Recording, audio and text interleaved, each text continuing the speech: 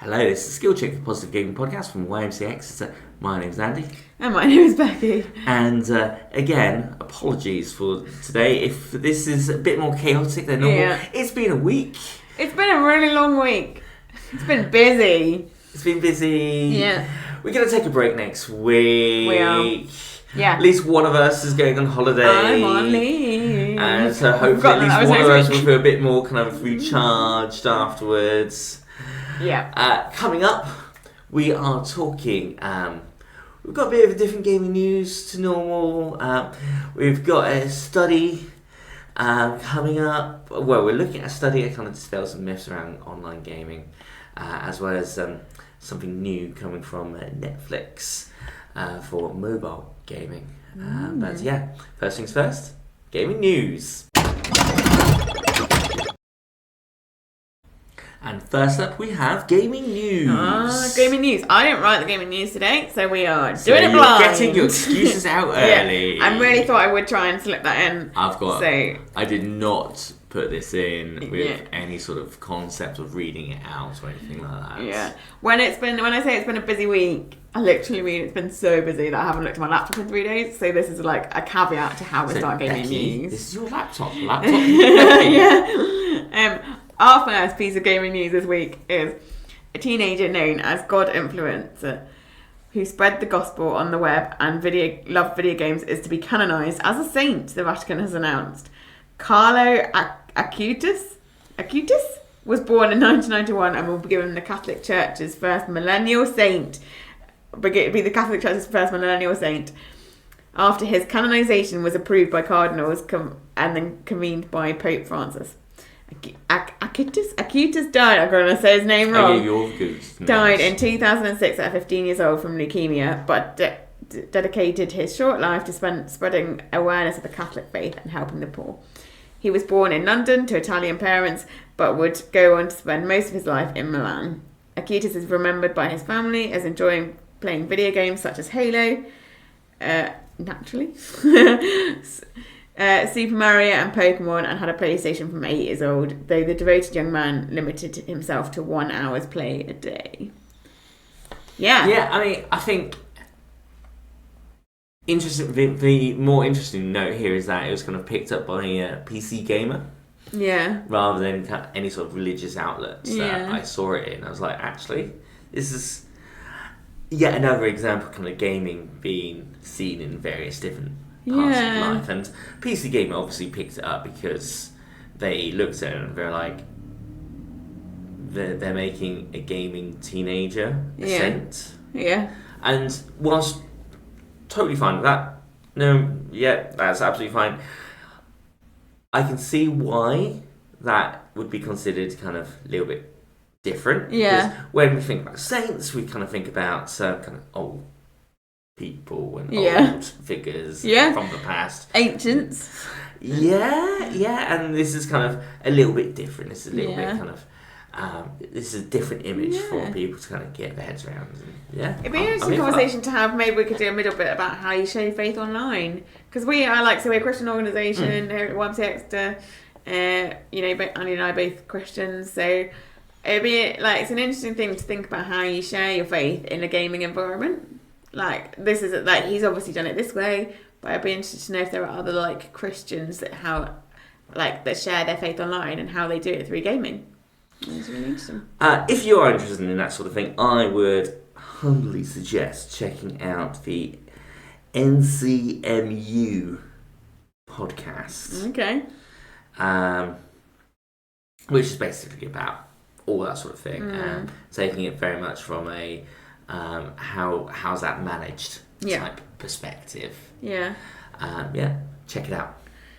Great. Our second piece of gaming news this week is we were making for news on more Activision Blizzard additions to Xbox Game Pass, and it seems like we won't have to wait much longer. Today's well-known leaker, Extras One, has revealed that 3 titles are heading to the XGP very soon. Xbox Game Pass. I just realised that. The first is, this is what happens when I don't write the news. I don't see what they're saying. The first is Crash Bandicoot Insane Trilogy, which they advise is set to arrive at some point in August. Additionally, Spyro Reignited Trilogy and Tony Hawk's Pro Skater 1 2, one of my favourite games of all time, are on the way, but possibly not in the same month. I love Tony Hawk's Pro Skater 2. And I love how I can tell you've not read this until it's like just based on how the tone of your voice changed when you got to Tony Hawk. This is what happens when I don't read stuff, and then I'm like, oh my gosh, Tony Hawk's Pro Skater 2. You totally catch that. It was like, oh my word! It kind of went from oh my word, is that? My experience with Tony Hawk's Pro Skater 2, I don't actually have it on the PlayStation 4 now. But I have, because we bought it for remaster and I love it. I still love it to this day. It's insane. I love it so much. But I originally played it on the PlayStation 2 when it first came out on PlayStation 2. And it was like, again, it was the kind of game that I play with like my siblings. We'd often like play Horse, which is like the one where you like do the tricks and you try and like not fall off, and it's like the person that gets a higher score, and then you get an H and an O and an R and an S and an E, and the person that gets the name Horse loses. But that's the like Tony Hawk's Pro Skater 2. We used to do that a lot. We used to play that, and then I bought it again for PlayStation 4, and it was such a retro thing that like I bought it out in front of my family. And it went insane. Like they were like, "We're gonna do this. It's so much fun." Like my sisters who never game. Like my sisters are not. My brother-in-law was a really big gamer. My sisters are less gamey. They're getting more now because they live near each other and they talk all the time and stuff. My brother-in-law is there, but I brought it out in front of my sisters and they were like, "Let's play." And my eldest, I've got two sisters. My eldest sister was like, she doesn't really touch games unless it's like Mario Kart. She's playing with my nephew. But she was like, they're going, "I played Tony Hawk's Pro Skater." She's like there on her own playing Tony. I was like, this is so good. It's so funny to watch. But yeah, so it's a good classic game. Are you looking for? You're a Game Pass person. I mean, I've been tempted to pick up Crash. Yeah. Multiple times over the last year, and I'm like, it's coming to Game Pass. Yeah. What's the chances are as soon as I buy it, it'll come to Game Pass? Are you good? Did you buy it, or are you good to know it's coming to Game Pass now? It's coming to Game Pass now. You relief that you didn't buy it. Yes, and because at the end of the day, it's a good platformer. Yeah, again, it's a good family-friendly platformer. I can see my daughter liking it. Yeah, it's one of those games that I played when I was younger. We played it on the PlayStation 1 back in the day, the original PlayStation.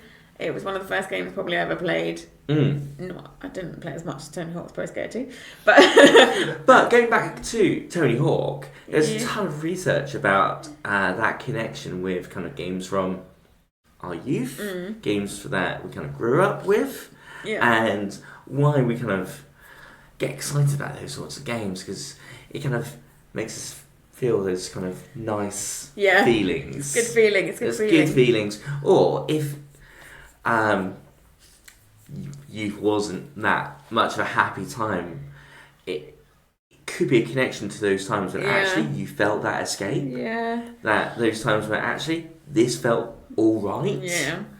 Whereas whilst everything else around you was not good, let's say, this kind of reminds you of that time where actually it did feel good, and it's making you feel good now. Yeah. Well, I am. All I'm playing in my head now is the soundtrack, because the soundtrack is one of the best things, and it's like Ace of Spades. Remember the song Ace? It goes the Ace of Spades. It's so good. And I just remember trying to play, trying to not fall off the skateboard, and it's just, I loved it so much. For the purposes of our audio listeners, I just kind of shook my head in I haven't got a clue what you're talking about. Never played Tony Hawk's Pro Skater. Can I get you playing Tony Hawk's Pro Skater? Because I think you'd love it. If and when it comes to Game Pass, also, I think I will play it. Kate would love it. If and when it comes to Game Pass, I will play it. I mean, it could help me kind of live the weird fantasy I have of actually being a pro skater. To go on a skateboard and not fall off and hurt lots. I mean, realistically, not falling off is probably not going to happen. Yeah, but it's a whole hurting lots. Which, Yeah, I can understand that. I'll move on from Tony Hawk's postcode because otherwise we'll talk about it all day. Our final piece of Welcome to the Tony Hawk podcast. Yeah. Our final piece of gaming news is Kian, I want to say. Yeah. I'm going with Kian. The most delayed video game in history is released after 22 years. The makers of Italian action game have endured the longest development journey in history. The game is now finally out on the long discontinued Game Boy Advance. I think I saw this news article. Kian currently holds the record for the most delayed video game in history. 22 years eclipsed the 15-year journey of the infamous Duke Nukem Forever, a shooter that was delayed for so long that it became a meme. After all this time, people can now actually buy Kian on the Game Boy Advance cartridge. Why was it delayed so long? Did they tell you that? I mean, at one point I did have the link up on my laptop so I'd be able to look at it better. Basically, one thing led to another. So, I'm trying not to say that stuff happens. Yeah. Basically, I think something happened to start with, which kind of pushed it back, and the overall kind of cost of the cartridge was making it difficult to justify the production. Yeah. And then obviously Game Boy Advance kind of went away. Yeah. And then you have, over the last few years, more retro gaming has become popular again. Yeah. The cost of producing cartridges has fallen dramatically. Yeah. I think it cost, I think it was like £15 per cartridge to produce. Wow. Originally, which kind of puts into perspective the cost of games back in the day. Yeah. When you factor in the need to, pay people plus make a profit. So I think because of the whole kind of boom in retro gaming, the costs coming down for like they had this opportunity to actually finish the game. Wow. So Google it if you've got a Game Boy Advance. Yeah. I just figured it was interesting that after 22 years you can buy a new Game Boy Advance game. Okay, I know. Never would have thought that might be a good one this year. Very weird. I dug out my Game Boy Color the other day, but we can talk about that another time. Yes. Okay, so you know that thing, right, about gaming online? Yeah. There's a whole kind of stereotype, isn't there, Yeah. about how you kind of go online and you play video games with people you don't know, you talk to kind of random strangers, and I guess looking at it through kind of eyes of a parent and having kind of that sort of news bubble filter into me, there still feels like there is that kind of, I'm just going to go out and say, culture of fear attached to the whole kind of concept of gaming online. Yeah. And whilst I personally believe there are things you can do to try and protect or help manage that, such as trying to keep gaming as like a communal space activity. Yep. There's still kind of that slight kind of bubble of fear, kind of questions about what you're allowing your child to kind of get up to and things like that. There's a survey. There's actual kind of survey with data and things like that. I know. It's kind of come across. Yeah, so I came across it on a Youthscape. So Youthscape are a big Christian organisation that went out of Luton, and they had compiled a lot of different bits of information into one big report called We Do God, which is a lot about faith and how we relate to young people in terms of their faith, but also it was a compilation of other things about different areas of youth life. So they kind of wanted to do that before they then went into like the God stuff. And part of that came out as they found this report from Ofcom, which is the like general body that like oversees a lot of things. They're the one that if you find something on your TV that you don't like, you complain to them. That's their job, which is a great job. I'm not sure what we're doing with them. But then, so Ofcom produced this report about children's media lives and how children, so it's literally called Children's Media Lives, if you want to look it up, it's online. It's about how children are interacting with things in the media, what's going on. And a chunk of it was about how children game and what they're doing online when they game. And out of this report came this little graph from Youthscape, if you want to find it, it's on their Facebook page, about the fact that most... There'll be links in. Yeah, we'll put links in the descriptions on our... Descriptions? My words are gone today. And so actually what came out of it is that about 73% of young people are chatting with people that they already know outside of the gaming world online. So it's not an unknown as much as you think it is. So 73% of children are chatting with people they already know outside. 25% chat with people that they only know through games. And 21% don't chat with anyone at all. So realistically, when your child is gaming with someone, it's quite often somebody they know. And I wonder what the percentage... So if we were to look at the percentage of children who game with people they only know through the game, I wonder what percentage of that, the 24%? 25. They're 25, I was close. They're 25%. I wonder how much of that 25% are gaming with people who they've been introduced to by people they know in real life. Yeah. I mean, that could be the reality of it, is a lot of them could have met other people in other places and become friends online.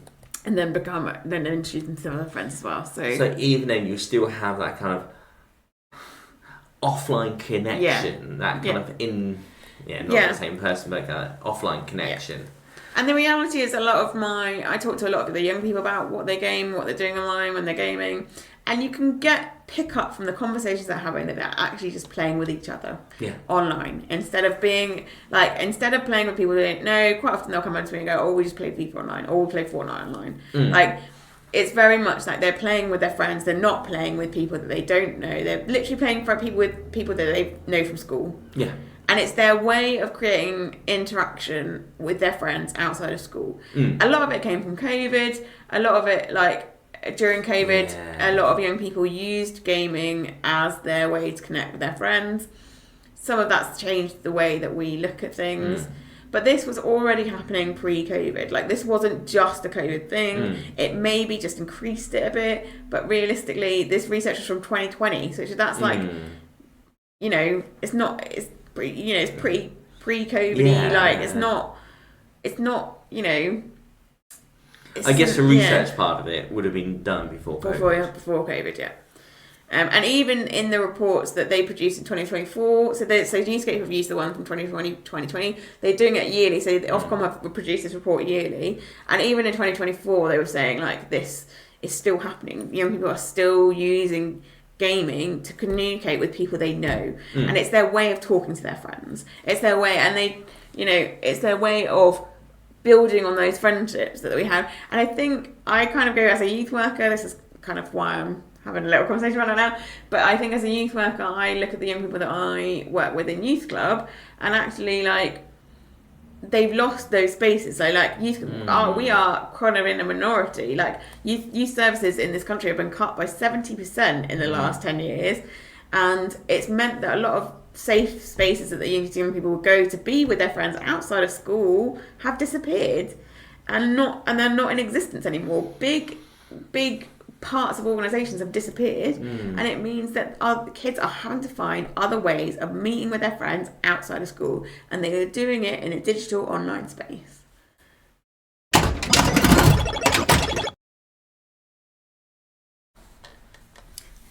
And now it's time for Andy's Game of the Week. Andy, what is your game this week? We are chilling out with Cozy Grove this week. Cozy Grove Camp Spirit. So Cozy Grove has been around for quite a while, but this is the mobile game version of it. Okay.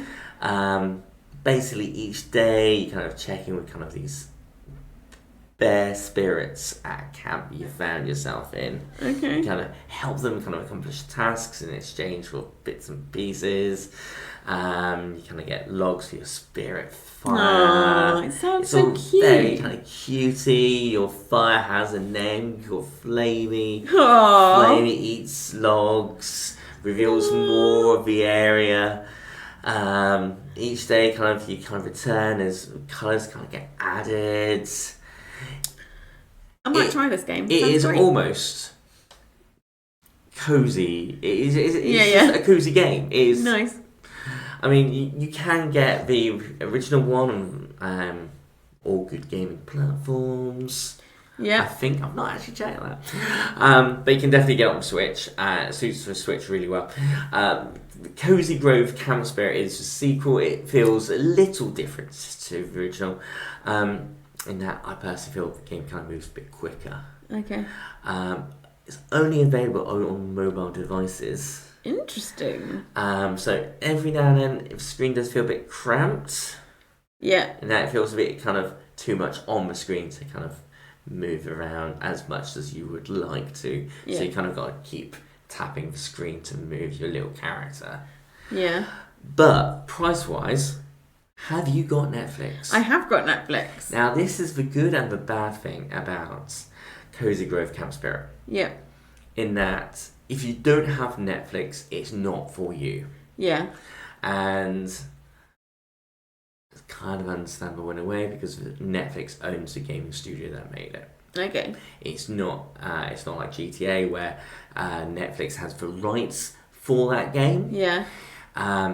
Actually, Netflix basically made the game. Wow. But if you have a Netflix subscription, to you, it's at no extra cost at all whatsoever. I will. Some I think I people will be would say trying it. free, But you pay for but Netflix. you pay for Netflix. Yeah. So it's blatantly there as another kind of hook to keep you into your Netflix subscription, but it is available for both iPhone and Android. Ooh, very nice. Well, that is all we've got time for today. If you would like to follow us on all our social medias, we are at YMCA Exeter and at YMCA Exeter Games. If you are following us on YouTube, please do like, comment and subscribe, and we will see you next week.